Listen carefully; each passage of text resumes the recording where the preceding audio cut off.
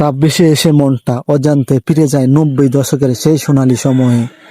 মসজিদের খোলা উঠানে কলাপাতায় বসে সিন্নি খাওয়ার স্বাদ আর দৃশ্য সব মিলিয়ে ছিল এক অপূর্ব অনুভূতি। তখন সিন্নি শুধু সিন্নিই ছিল না, ছিল ইবাদতের পর একসাথে বসে ভাগ করে নেওয়ার আনন্দ, ছিল মানুষের সাথে মানুষের আত্মীয়তার সম্পর্কের বহিঃপ্রকাশ। কলাপাতার গন্ধে মিশে থাকতো দোয়ার আবেশ। একবার দেওয়ার পরও আরও একবার চাইতাম। তখন অন্যজন বলে উঠত, সবাই পাওয়ার পর যদি থাকে পাবি। শিশুদের কোলাহল আর বড়দের মুখে প্রশান্তির হাসি।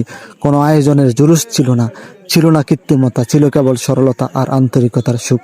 আজ সময় বদলে গেছে, পরিবেশ বদলে গেছে, আয়োজনও এসেছে আধুনিকতার ছোঁয়া।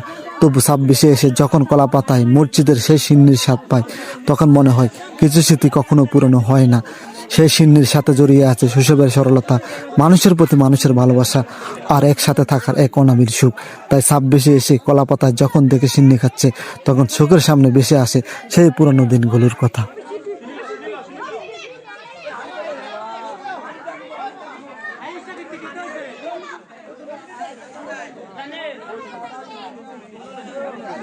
এক চামচ করে দেন।